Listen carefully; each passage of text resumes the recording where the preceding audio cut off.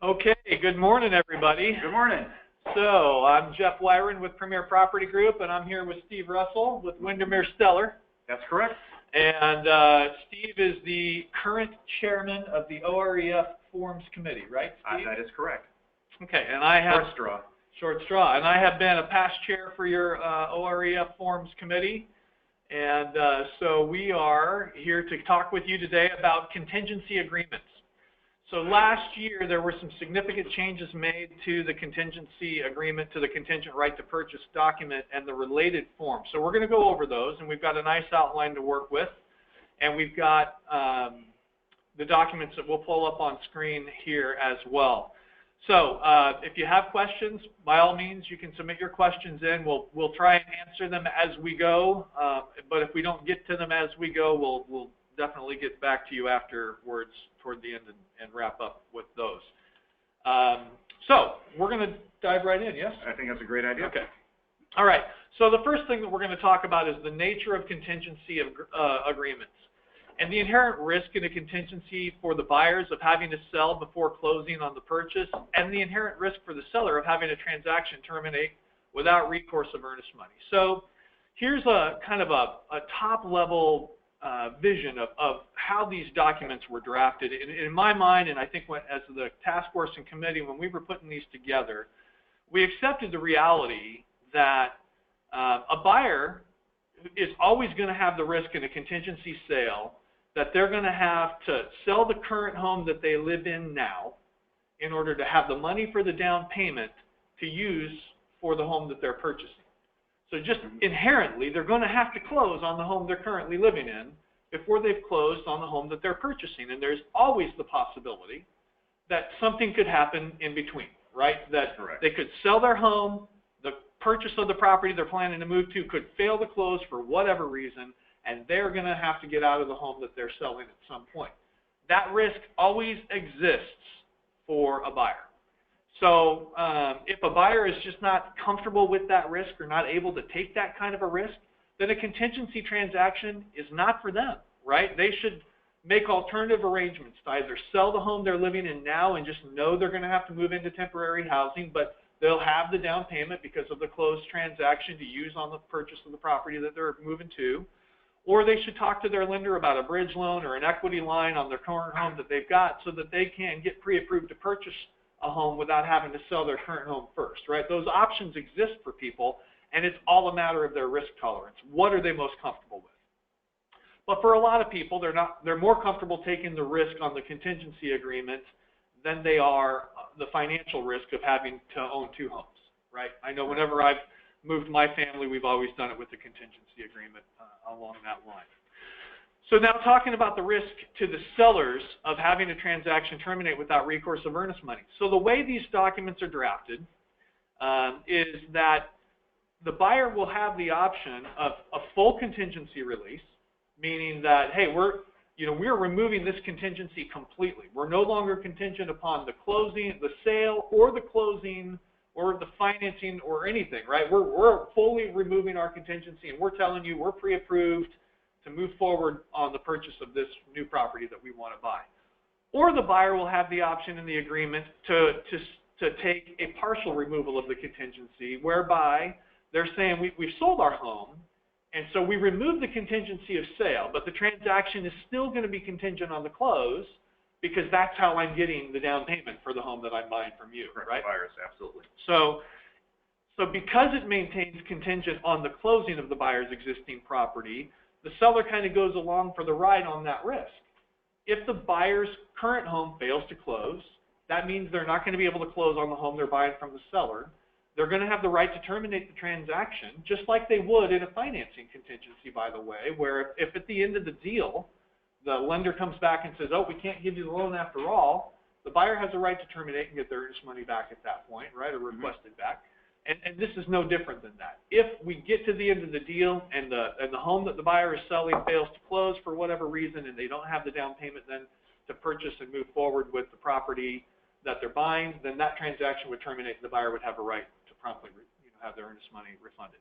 So the seller is taking that inherent risk that they're going to go through that process and have no recourse on that earnest money. If the seller is not willing to take that risk, then they've got a couple of options. They can either choose to counteroffer back and say, hey, listen, I'm happy to accept your contingent offer, but I'm not happy to give you the option of a partial contingency release.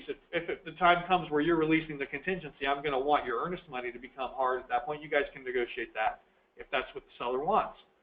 Or the seller may choose, say, listen, I'm not willing to take this risk in any way. I don't want a contingent deal. I'm willing to wait for a non-contingent buyer to come and make me an offer on my property. So that is the basis that kind of created the architecture for how these agreements were drafted. Do you agree with that? Yes, I do. Okay. All right. Well, why don't you talk with us about the contingency deadlines and the notice period explanation. I'm going to kick over to the actual document from the outline now, because we're going to be looking at the document as you do that. All right. The first thing I'm just going to add with what Jeff was talking about, as we know, the forms prior to this form, there was two forms. We had an hour contingency and a contingent right to purchase. And the reason this was created also in putting this all together in one form is one was considered, in quotes, buyer-friendly, the other was, in quotes, seller-friendly. How odd is that? You're having to pick out these nuances. So let's just have one contingency and have it right here. So that was the intent of the board, and that's why we put this together. Okay, I'm going to talk a little bit about the contingency deadline and the notice period deadline. And they're on different spots on the form, but if the first one's up there, not right up at the front there. Buyer has until 5 p.m. on a blank day, the contingency deadline, to give seller written notice. Okay, so when you're thinking about this, think about the market, think about how long a period of time do you need? As Jeff was saying, the seller is taking a risk, so are they going to want to see something out there 6 months? No. Most likely not. Or, and if you put in 2 weeks, is that going to be enough time if the buyer's house isn't even really ready to go on market? Is that going to be enough time? No. I typically see, when I look at these things, probably 45 days to 60 days as being in there. It is, what's a little interesting here is the contingent right to purchase says it's the contingency is the sale and closing of the buyer's property, but I would encourage you to think about this line here on this first one as that's the amount of time that the buyer has to get an accepted offer on their property or to waive it. So it's choosing alternative 1 or alternative 2, not the actual closing of the property. And Jeff will be talking about the closing deadline as we get back through here a little bit further. So again, I recommend to my agents, get out a calendar, look at this thing, analyze the buyer's home that's going to be put on the market if it hasn't been put on the market already. And what's the saleability of it? How aggressive are they going to be with the marketing? I think the seller and the seller's agent also need to be thinking about how aggressive are they selling it, because sort of it's almost implied that they're not going to go out and try to seek top dollar on their home. They're going to be putting this thing at a position where it can sell during the current market time and average market time. Now we're going to go down a little bit, down to, the lines might be a little bit different. On the screen, it's 34. If buyer does not give seller written notice of alternative 1 or alternative 2. Sorry, that's line 26. Oh, excuse me. You were on line 26. Okay, that was 26. I'm looking at 2 different forms here, so it makes it just a little bit more fun. I'm going to actually go down to the notice period, and I'll read that. Upon delivery of such notice, buyer shall have blank hours, if 24 if not filled in, hereafter the notice period, within which to deliver to seller notice of buyer selection on or of OA3A. We haven't talked about it yet, but there's 2 other forms that go with this form. And if you're using the contingent right to purchase, Jeff will talk about this a little bit later. You need to look at the other ones too. And Jeff did a great job. They're all 3 of them have the same starting name, so that they're all right next to each other in zip forms, which is very handy. And with a great insight, those little nuances can be really good. But use those notices. Okay, so when wish to deliver to seller notice of buyer selection on or of OA3A, if buyer selects alternative 1 or alternative 2 on said notice, seller's property shall thereafter show as pending, or words to that effect, on the applicable multiple listing service. So as far as the notice period, this is a case where the seller has received an offer that they want to accept.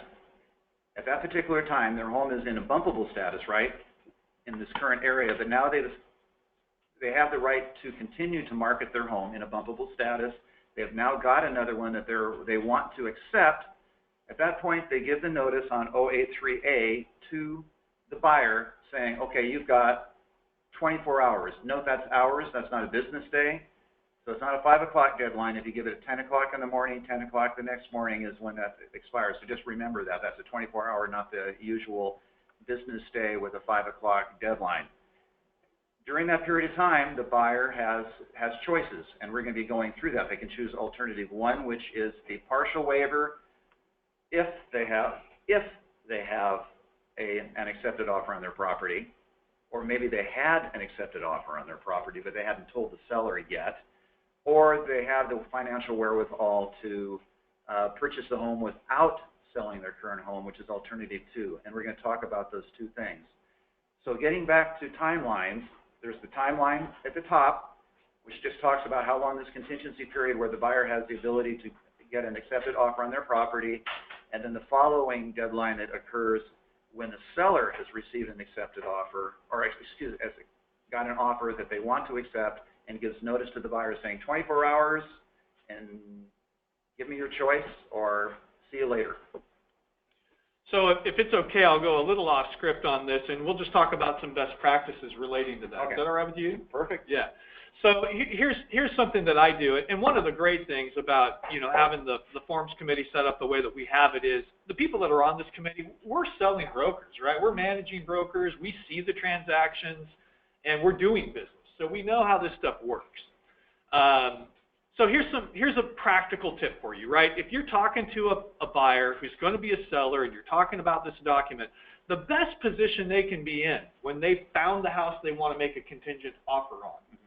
And you'll have a lot of buyers who are like, in this market, I don't want to put my current house on the market until I've identified a property I want to buy. And then I want to make a contingent offer on that property and immediately put my house on the market. That timeline can be tricky. If you do the kind of marketing that I do and that probably most of the brokers in your office do, it takes time to get a photographer and a videographer and somebody out there to do all that marketing material. It's not just, walk in, snap some pictures with your iPhone and throw it on RMLS typically, right? Hopefully not. Yeah, you're doing a professional job of the marketing.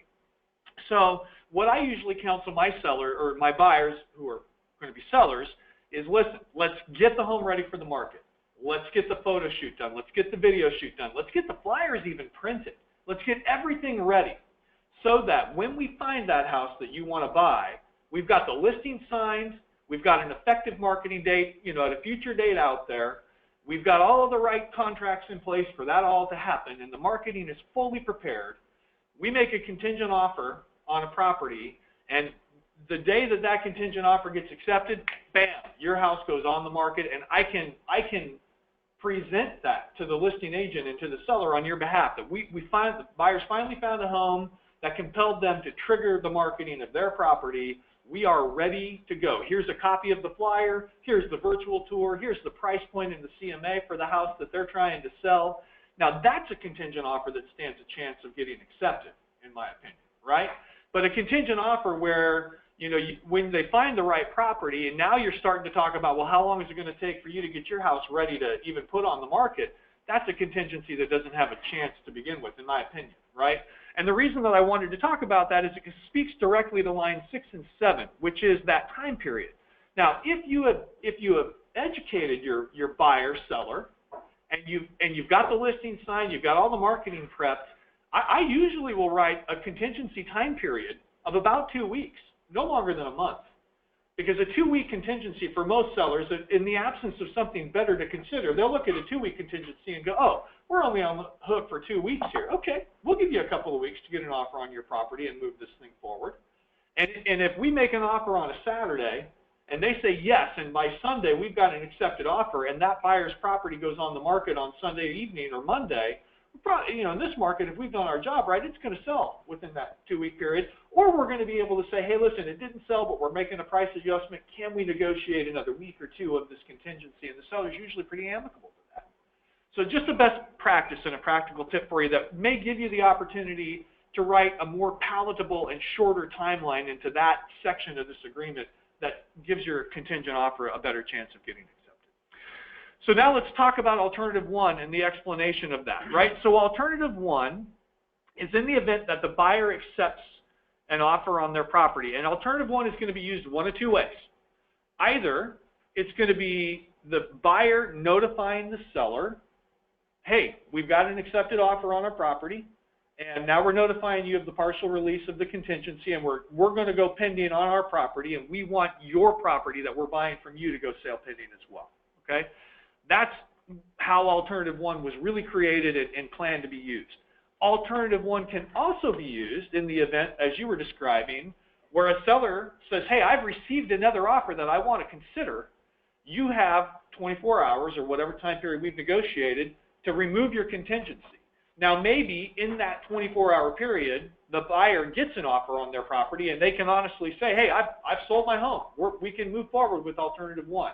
It can be used in that way as well. But let's just read through it. So alternative one states that the buyer agrees to keep the seller timely informed of all material developments of that transaction relating to the buyer's ability to meet this contingency. And before that, even on it's line 9, it says that the buyer has accepted an offer on the buyer's property and hereby.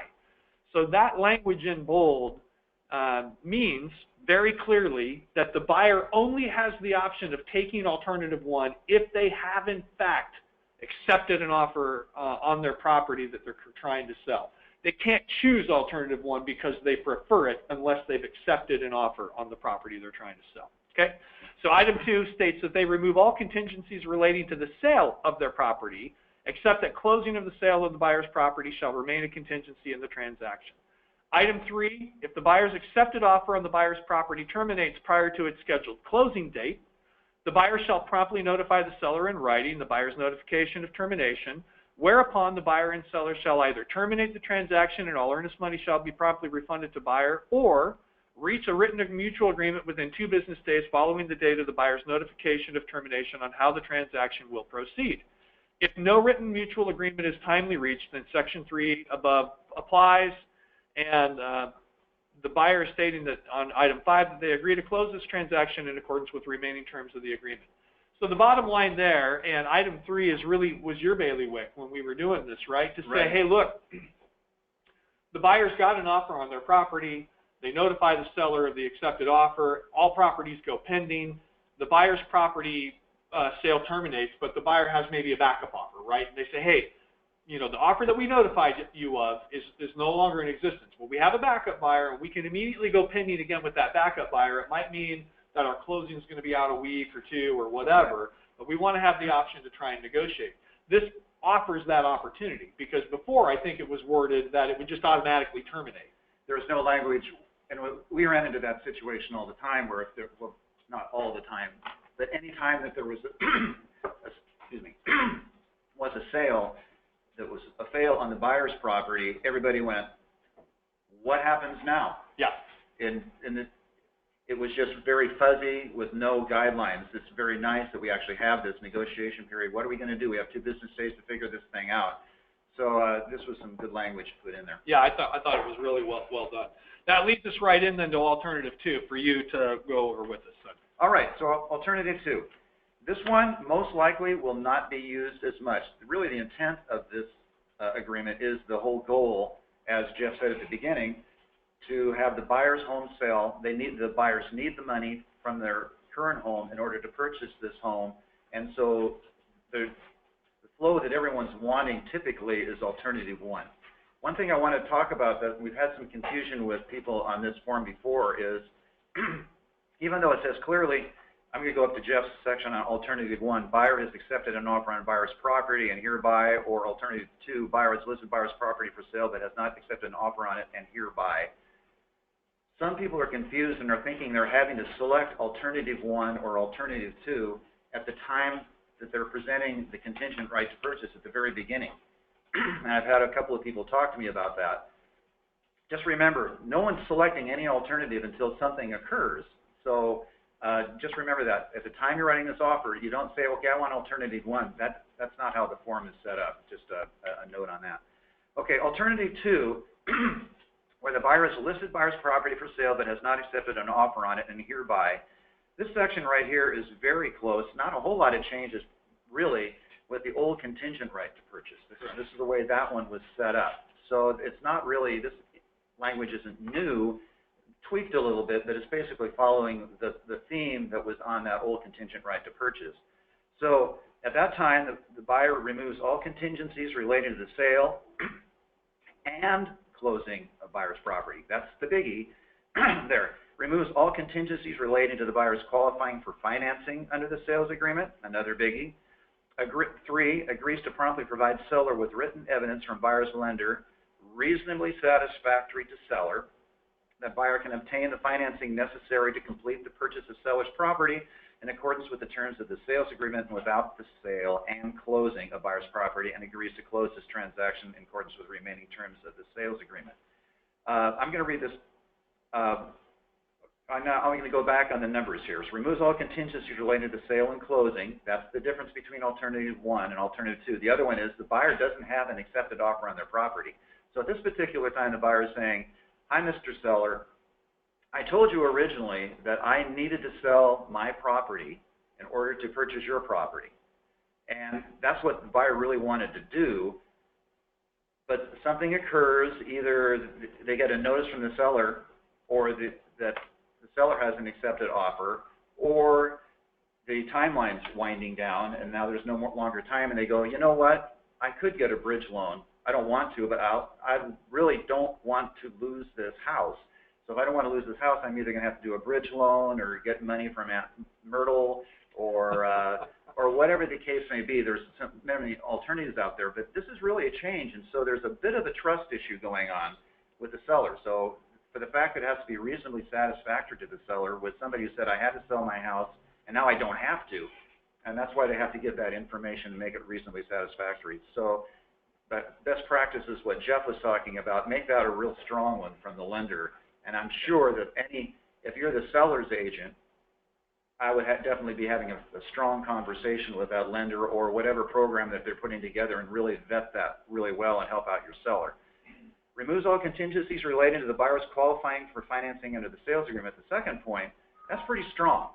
And we talked about this a lot in here. About maybe that's why is this stronger than what's just in a regular sale? And the rationale for making this stronger was the seller really took a risk, as Jeff said at the beginning, to take this offer in the first place. And now this person is saying, hey, I can purchase this property without doing it. So it's really if the buyer's going to do this, they better make really sure that their loan or whatever product they have going, or Aunt Myrtle, is really going to give them the money. Because if they don't, their earnest money is seriously at risk. And we felt like the seller on this case, as you know, most forms are buyer-friendly because we don't want to chase away buyers. We like them to write offers. But in this case, this is probably one of the stronger things on the seller's side, and we felt like that was a good place to put this one. So we kept that language in. Yeah. Again, with the reasonably satisfactory, really look at those documents. Have your seller look at those documents when they're provided by the buyer, because that's really critical. And there is, like I said, there's going to be some doubt. Why is this happening? Why didn't they do this in the first place? So again, it's some discussion about how it occurred on both sides is important on that. And closing in the transaction. So that's alternative 1 and alternative 2. Yeah, good. That takes us right into the notice to the buyer that the seller has received another offer. So a couple of bullet points about that. First, you want to use the appropriate form of notice. And conveniently for you, what we've done this year, as Steve alluded to earlier, is created notices for that tailor fit right into this form. And they're titled Contingent Right to Purchase, Notice to Buyer, and Contingent Right to Purchase, Notice to Seller. And we did that very intentionally so that in the OREF library, they will all show up right next to each other. How many times have you, as a broker, been in there and not even known that a notice existed because it's just alphabetically, it doesn't show up on your screen? Oh, yeah. Right? Oh, yeah. So we've made those titles very intentional. So you want to make sure that you're using the proper notice, which is the Contingent Right to Purchase, Notice to Buyer. We're going to go over that. How much time for the notice period? You want to make sure that you're getting enough time for your buyer. If you're the one presenting the offer, right, if you're the buyer's agent, you're the one filling out this form to present the offer, the default is 24 hours. That may not be enough time. So I usually will go 48 or 72 or recommend that to my client because, you know, what if the seller notifies you on Saturday morning at 9 a.m.? And the buyer says, well, I really do want to buy this house, but I got to talk to my mortgage broker and make sure, because I'm removing my financing contingency, that I'm tight and solid here, and I'm not really going to have an opportunity to speak to him until Monday morning. Okay? So 72 hours is not really that far of a stretch. Now, that might not be palatable to a seller, but you never know unless you ask. You just want to make sure you've had the conversation with your client, whom you're preparing the offer for, about that time period. And then the circumstances under which the buyer can legitimately select alternative 1 after receiving the notice from the seller. Again, I come back to item 9. It says they can only select alternative 1 if they really have accepted an offer on their current property. They can't just choose it arbitrarily because they don't like alternative 2. Right. Okay. And then termination. If the buyer doesn't select either of those alternatives, then you know, then the transaction is going to terminate, which is the seller's right to say, hey, look, I gave you 72 hours for the contingency period. I notified you I had another offer that I wanted to entertain. You chose not to respond to me within those 72 hours. The transaction is terminated, and I am now free to sell my home to buyer number 2. Now, I want to take another quick minute, and it's a little bit off script, but it does tailor nicely into this bullet point on the agenda, and talk about a best practice. So it's come up a lot. Well, how do you really help a seller in that circumstance, right? You've got a seller who has accepted a contingent offer. Their property is marketed as bumpable on RMLS, and now they get another offer, right? But the offer isn't exactly what they want. So they want to counter it. They want to entertain it, but it's not exactly what they want. They don't want to bump buyer number 1 until they know that they can get buyer number 2 agreeable to the terms as they want them for the sale. Mm-hmm. They're not going to notify buyer number 1 and have buyer number 1 terminate, not be able to successfully negotiate with buyer number 2, and then end up with an active property again that's not sold to either buyer, right? So it's a little bit of a sticky wicket there. So I would say that the best way to handle that is by use of the backup offer addendum. So if your seller is in that circumstance where they are bumpable and they've got a accepted contingent offer, they're marketing bumpable, they receive another offer and they want to entertain that offer, first course of action is to prepare a seller's counteroffer with a backup addendum that states, you know, whatever terms the seller wants to negotiate. Maybe it's the price, maybe it's the closing date, maybe it's, you know, occupancy after closing. But then in addition to that, the other term is subject to the terms of the attached backup offer addendum. This offer is going to be in backup. You submit that counteroffer with the referenced backup offer addendum to buyer number 2. Buyer number 2 says, great, we'll take it. Now you have an accepted backup offer. Now you notify buyer number 1, hey, we've got another offer we want to move forward with. You have however much time we've given you to remove your contingency, or we're going to terminate this transaction and move forward with that other offer. And in that circumstance, if the buyer number 1 says, hey, we can't do it, we're going to terminate, we just can't do it. Great, then boom, buyer number 1 terminates, backup offer moves to first position, your seller has gotten what they want, right? You mean you don't want to sell the house twice? Right, exactly. And likewise, in that circumstance, if buyer number 1 says, hey, you know what, we're going to move forward, we'll take alternative 2, we'll remove our financing contingency, we're going to buy this house and we're ready to go. Okay, fine. Then you still got a backup offer. Now the backup offer at that point might say, hey, we only agreed to the backup offer because we wanted to have the right to purchase it. We didn't really expect to wait for buyer number 1 to do that. So, you know, that's possible. But I think this is a better way to do it. So we do have a question. Can you explain how this is better than the old way we used to use the 24, 48-hour, 72-hour addendum? This seems like more paperwork that confuses the entire process and leaves open more ways for doing something wrong. Well, you know, I appreciate the question, but I would posit that the hour contingency agreement didn't fully vet the contingency. And so it didn't really discuss all of the nuances of the contingency and the details of it. And in my experience as a reviewing broker, and I'm sure you can attest to it as well, you would have buyers and sellers use that form who had no idea when the inspections were going to begin, what was the firm closing date, did the seller get to keep their property on the market as marked bumpable, or did they have to go pending? What happened if the buyers had a sale fail? What happened if the buyers had a sale fail? So the old hour contingency form was really designed for the purpose of other types of contingency. It did provide for the contingency of the sale of the buyer's home, but it didn't fully vet all of the potential nuances and details of that.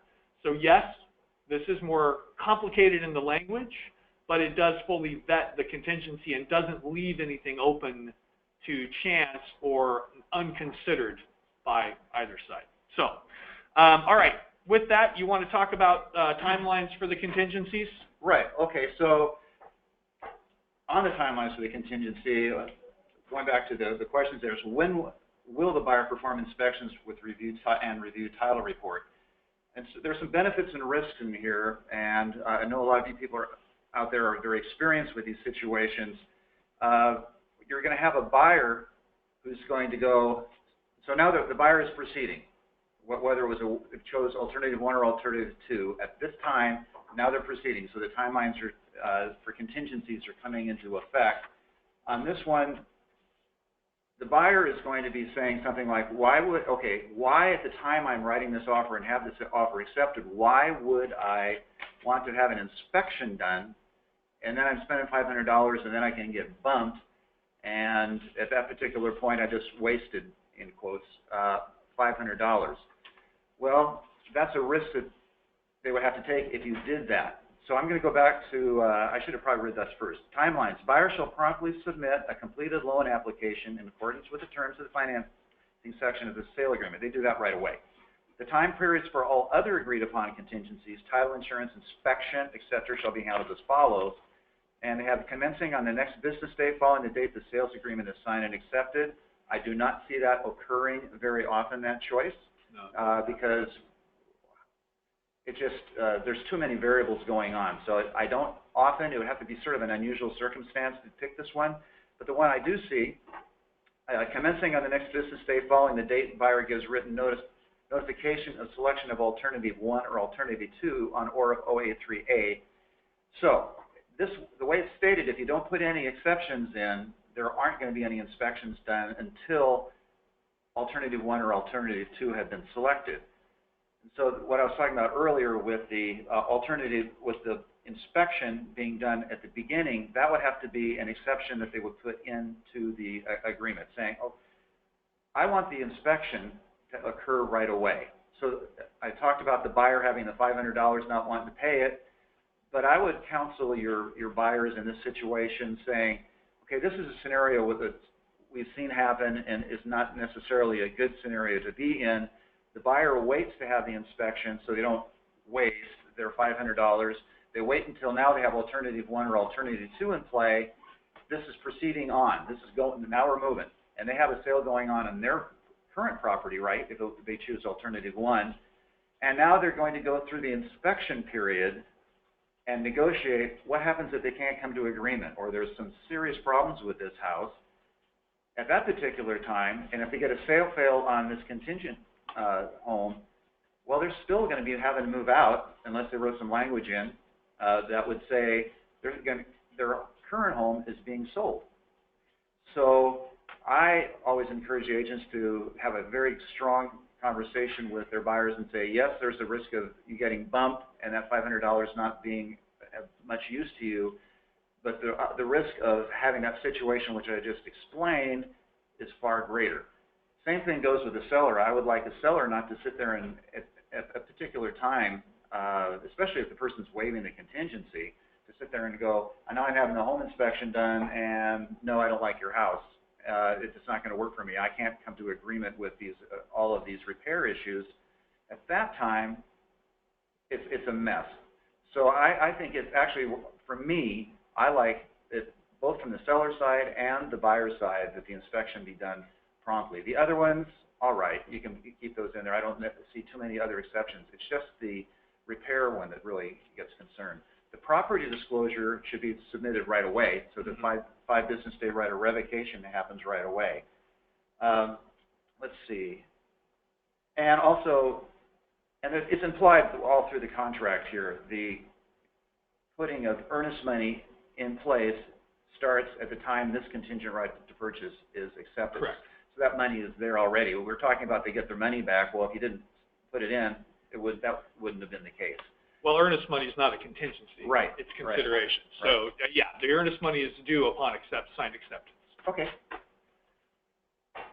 So, you know, the thing that I would say about that, and I have a little bit to add to that, which is, and here's the conversation on both sides of it. When you're talking to your buyer, if you're the one working on this agreement with your buyer, the conversation is, because the reality is it's not just $500 anymore, right? If you're doing a home inspection, a sewer scope, a radon test, a tank locate, whatever. I mean, you're probably on the upward side of $750 to $1,000 anymore if a buyer really does all of the inspections that we typically will recommend in a real estate transaction these days.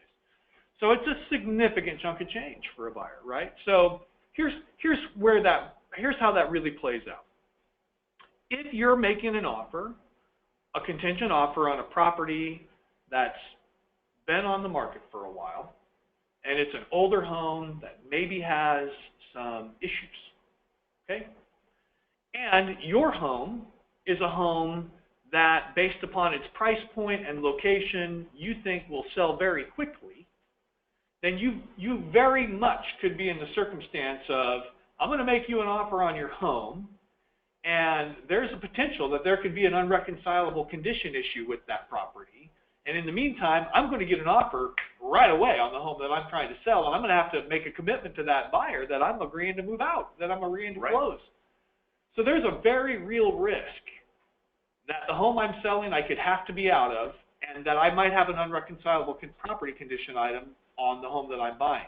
In that circumstance, as a buyer, I think you're better off taking the risk of getting bumped and losing out on your inspection fees than you are taking the risk that your home's going to sell and you're going to have to move out, but you're not going to be able to negotiate repairs with the seller on the home you're buying.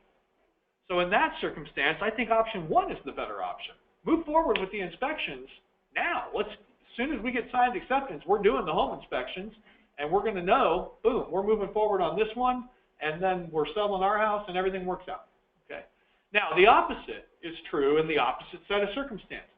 You're making a contingent offer on a hot property. If you can even get the contingency accepted in this market, the seller, is probably going to get another offer reasonably quickly, and you might get bumped before you can even get your house on the market or get an offer on that property. So why would you spend $1,000 inspecting a property that you can't move forward on unless you have the down payment from the property you're purchasing, but you're likely going to get bumped, right? So in that circumstance, you check the second option, which is the inspections and title is going to commence the day after we notify you of the contingency release. Okay. In either circumstance, the disclosure period begins after signed acceptance and delivery of the disclosures. Right. Either way, that happens. And same thing for earnest money. I get that question a lot. Well, when is earnest money due? Earnest money is not a contingency. Earnest money is due upon acceptance of the offer. So there you have it. Okay, so now let's talk about timelines for closing and possession. So lines 48 through 50 detail the timelines for closing and possession.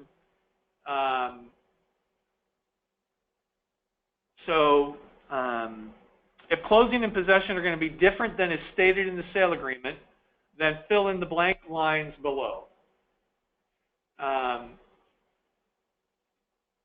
So you've either got one option. Closing shall be X calendar days after, and that's change in the form. The one that you've got there is X business days.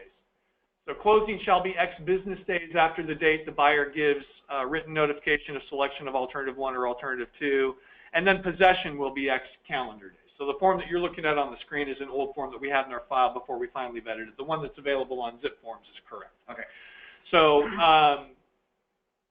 yeah, because you obviously can't close on a non-business day. So Closing could be X amount of business days after the buyer gives written notice, and then possession could be a non-business day, right? You could close on Friday, and they can split the weekend, and the buyer can take possession on Sunday morning or Saturday night at midnight or whatever.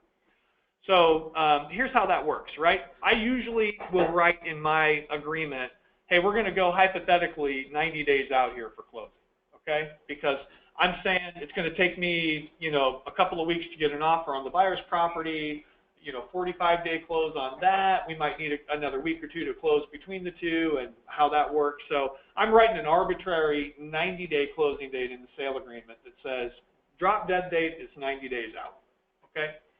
But now let's say, okay, we've got that 90-day closing date, and we get the buyer's home on the market, and we get an offer immediately with a 30-day close.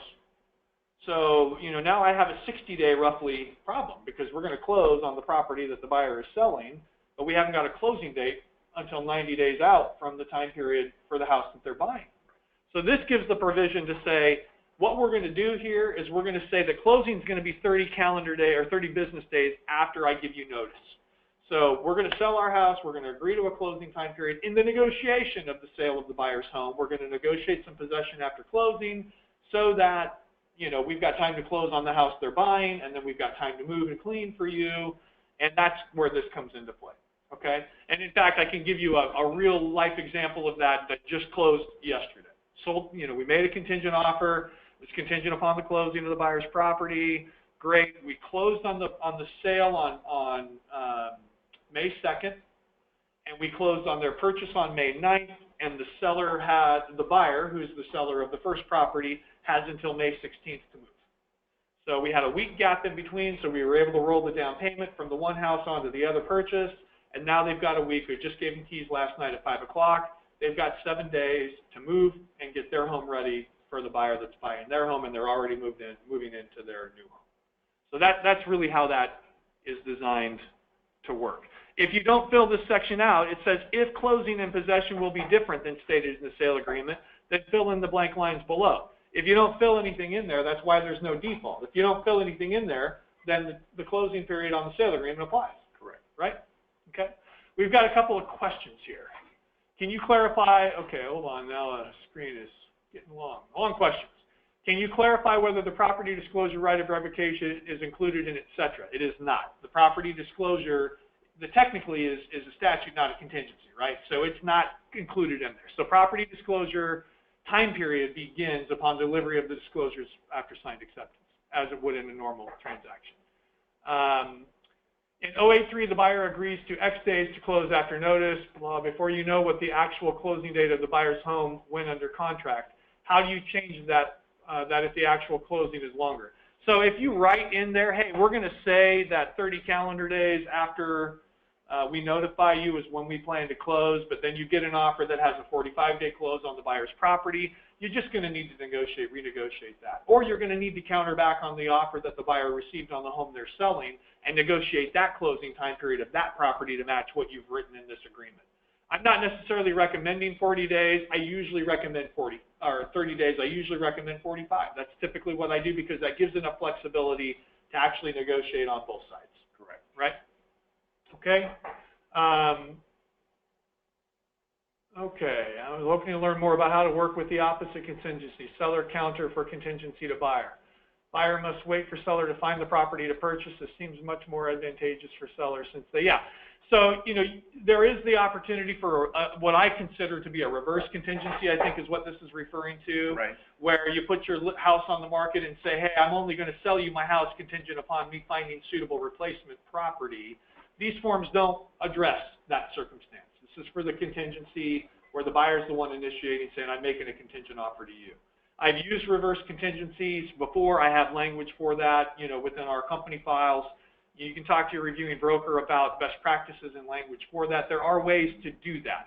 I will say that that is a reasonably hard pill to swallow for most buyers making an offer on the house. If you say, yeah, we really want to sell you our house, but only if, and by the way, we want you to deposit earnest money, and by the way, we want you to do all these inspections and spend some money, but then we still want to have the right to not sell you our house if we can't find something else to buy. That is a tough negotiation. It is possible, but it's hard. So you want to talk to your reviewing broker about that. Again, I do have language for that. I have done it. I'm sure you guys do too in your company, but that's a great conversation for you to have with your reviewing broker. And what you had said is also true. Talking about the deposit, the earnest money, the inspections, etc. When you're writing up that reverse contingency, be thinking about those terms when you're reviewing with your clients, and cover that, and just don't say it in 1 or 2 lines. That contingency is going to take more than just 1 line to be clear. Okay. Let's talk about the notice to seller, right? Contingent right to purchase notice to seller. Okay, notice to seller. Life is good. We have an accepted contingent offer here. We have a period of time. The buyers put their home on the market. And if it was Jeff's client, they did it the next day because he was so prepared. They have an accepted offer on their property, and now they want these timelines that they've agreed to, that we were just talking about, to commence. Because most of the time they're hoping to not do a double move or whatever the case may be. So you want those timelines to start. So the buyer on this form is going to be telling the seller, hey, I'm proceeding forward. The timelines that we discussed are in play, and here we go. So this is the case where, remember I said you don't choose alternative 1 or alternative 2 when the contingent right to purchase is initially done. This is the time you do it. So this form is really very straightforward, and it's also a notice. It's not an addendum, it's a notice, where it states the contingency pursuant to the contingent right to purchase. So it's referencing back to 083, which we've just been talking about, the form. This is notice to seller the buyer has selected.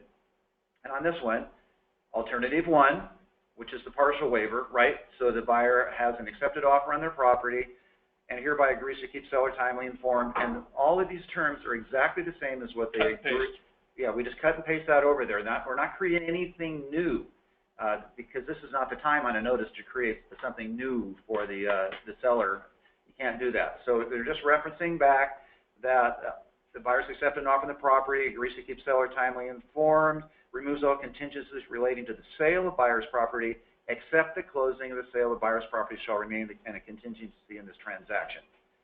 And then it goes through the other terms, which I don't think we need to repeat and go through that again. Right. But so alternative 1, they have an offer, but they still need to close that baby before they can make this contingency complete and they can purchase the seller's home. Alternative 2, as we discussed before, is a case where the buyer has not received an offer, but has the financial wherewithal. They're saying that they have the financial wherewithal to purchase a property without selling their property. At that time, they choose alternative 2, and buyer has listed buyer's property for sale but has not accepted an offer on it, and hereby removes all contingencies related to the sale and closing of buyer's property. So that's number 2. There's probably the only time I feel that would probably be used on a notice would be if you're coming to the end of the time frame. Yep.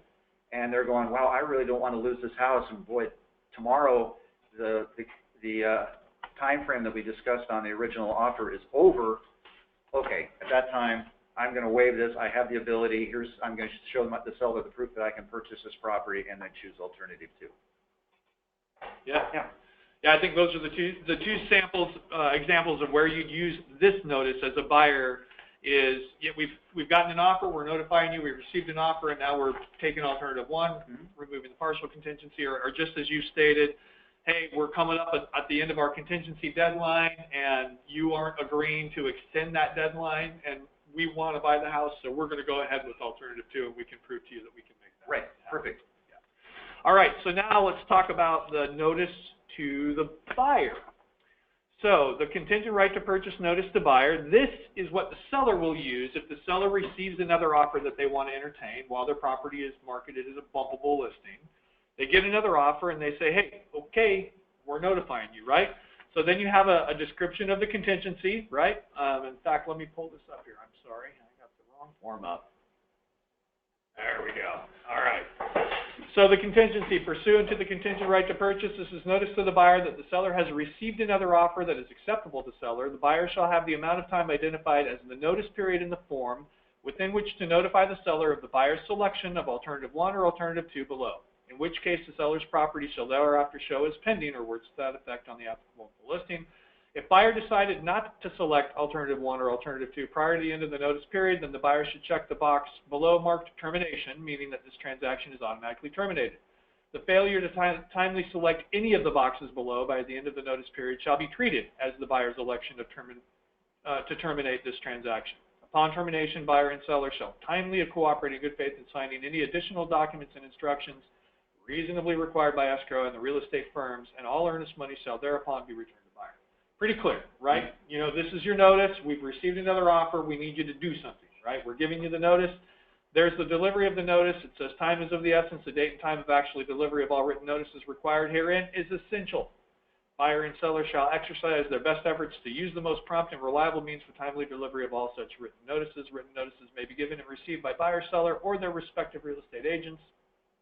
By the way, that's the same as what's defined in the sale agreement. Correct. So then here's the buyer's response to the seller. In response to the notice, we choose one of the following. Either alternative 1, and again it states the buyer has accepted an offer on the buyer's property, so they can't choose alternative 1 just because they'd rather. They have to have sold their property in order to select it. Or they're going to choose alternative 2, and they agree to move forward with all of the terms on alternative 2. And if they can't select alternative 1 or alternative 2, then they're going to terminate. And if they choose none of these 3 boxes, then within the time period, once it's come and gone, it's deemed that they have terminated. And that's it. So pretty clear, I think. I think as a task force and committee, we did a very good job of creating these notices that tailor right into the contingent right to purchase agreement. They all work well together, and they make sense. So anything else? Well, I'd say at this particular time with this form going through here, as we know in the marketplace, though Jeff just quoted one, he had one on May 2nd close, and people are going to be moving in on May 16th, which is really nice, a contingent right to purchase. We're not seeing this as often, but as we also know, markets change. Yeah. And so this coming into play is going to be happening at some point a lot more often. So being familiar with these forms, being comfortable with these forms, and going through these, and having this available is really key. So we're appreciating the fact that the people out there that you're listening, that you're getting that education so you're comfortable with this as you're explaining it to your clients. Yeah, and I would say that, you know, I used these forms a ton in 2011, 2012. I think that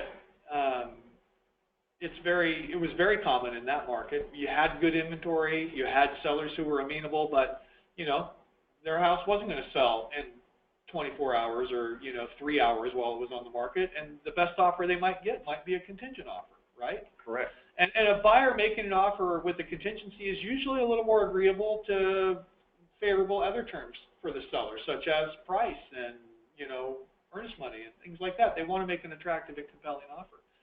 So I think we will find a market again in the future where these forms become more viable. The other reason that I think people weren't using them before as much and don't use them as much is because of that confusion of having multiple forms, right? And, well, which one do I use? Which one makes sense? And even I had the circumstance when I was using these forms, you know, we'd make an offer on the contingent right to purchase. We'd get countered on the other form. Happened a lot. And then we're arguing over which form to use, and that's not really our role, right? We have a form that works for all parties. Let's talk about what's in those forms, not which one of those forms to use. So,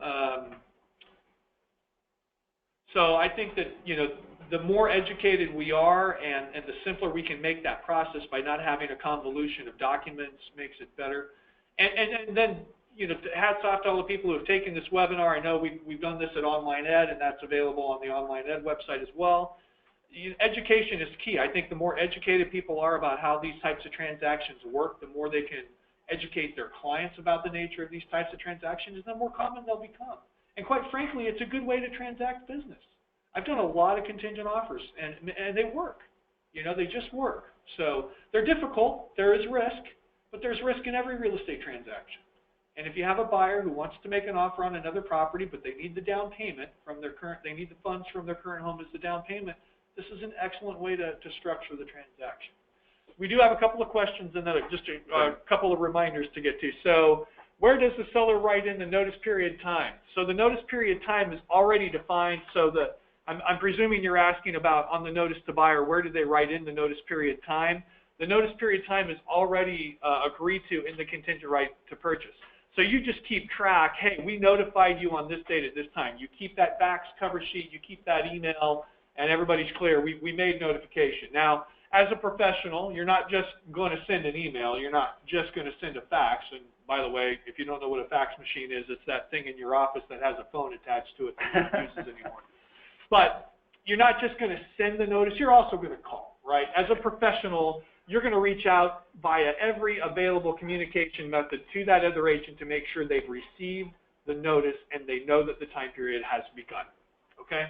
So, but that time period is predefined by how the buyer makes the offer, and certainly negotiable. If the buyer writes an offer and says, hey, we want a 72-hour notice period, and the seller says, we're not willing to give you a 72-hour notice period, but we'd give them a 24, you can counter that, right? I mean, It's all negotiable. Okay. So question number 2 here is, can you go over the process again of what the seller does when he receives an acceptable offer and counters with a backup offer addendum? Yeah.